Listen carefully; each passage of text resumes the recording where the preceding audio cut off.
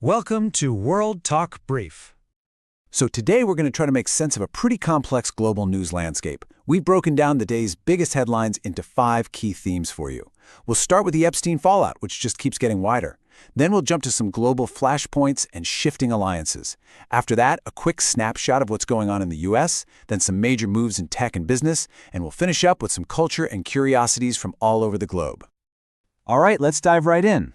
We're starting with a story whose consequences just continue to ripple out across the world, and that's the legal and political pressure that is really mounting from the Jeffrey Epstein case.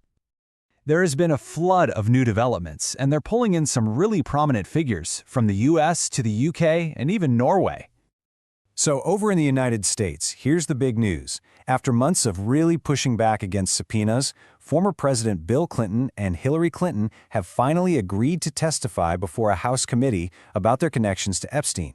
This is a huge deal, a complete reversal after they argued for so long that those subpoenas just weren't valid. And the fallout doesn't stop there. Across the Atlantic, it's hitting British politics hard. Former UK Minister Peter Mandelson has actually resigned from the Labour Party. Why? Well, files suggest he might have sent sensitive government information to Epstein. And then you have Norway, where Crown Princess Mette Marit has come out and said she showed poor judgment in her own connection to him. You know, this story just keeps expanding. It keeps getting bigger and bigger. But it all comes down to one central question that's hanging over these millions of documents that have been released. With all these shocking revelations, people, and news outlets like the BBC, are asking, why isn't anyone being prosecuted over any of this? So, the public is learning more and more about Epstein's network, but that path to any new criminal charges, it's still pretty murky. Okay, now we're going to shift our focus a bit from these legal battles to active conflicts. Let's turn to several global hotspots where things are really heating up. Just take a look at these numbers. Pakistan is seeing a really significant surge in violence. Combat-related deaths jumped 43% in just 1 month. That's a huge increase. So what's driving this?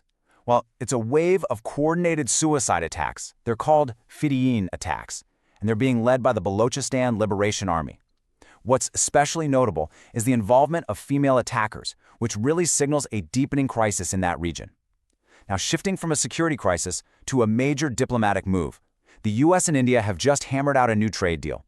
This thing slashes tariffs on key Indian goods, and maybe even more importantly, India has reportedly agreed to stop buying Russian oil as part of the deal. This next story is a powerful example of how technology is completely changing modern warfare. It almost reads like a techno-thriller. So first, Russia starts using Starlink for these deadly drone attacks. Ukraine then reports this directly to Elon Musk. And in response, Musk's company, SpaceX, actually restricts the Russian military's access. Ukraine is now praising that move, saying it's delivering real results on the ground. Okay, from the global stage, let's zoom in a bit closer to home and look at several key stories that are developing right now inside the United States.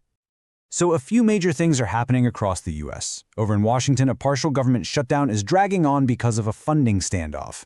At the same time, Minneapolis is dealing with a serious security situation. You've got hoax threats closing down schools and a new mandate for federal officers to wear body cameras after 2 citizens were killed. And on a very different note, a search is underway for the 84-year-old mother of NBC anchor Savannah Guthrie, which has become a pretty high-profile story. And you know, we can't do a US snapshot without getting to the really big news. The annual Battle of the Groundhogs. This year, the furry forecasters disagree. Canada's groundhog, predicting an early spring. Its American counterpart, bracing us for more winter. All right, so from domestic affairs, let's look at some of the developments that are literally shaping our future. You've probably seen this yourself. There's a wave of stories this week about rapid changes in tech and business, and it starts with a new term for a growing online problem. It's being called AI slop. And what is that? It's that endless, nonstop flood of low-quality, fake, AI-generated stuff that is just transforming our social media feeds. And this whole new landscape is forcing industries to react. For instance, in the auto world, China just became the first country to ban those hidden car door handles because of safety concerns. In the tech world, Elon Musk is consolidating his empire, merging SpaceX and his AI firm xAI. In retail, even Starbucks is betting on robots to help turn things around. And then you have the luxury market, where in Dubai, an auction for premium license plates is expecting to bring in millions, which just goes to show the hunt for status is as alive as ever.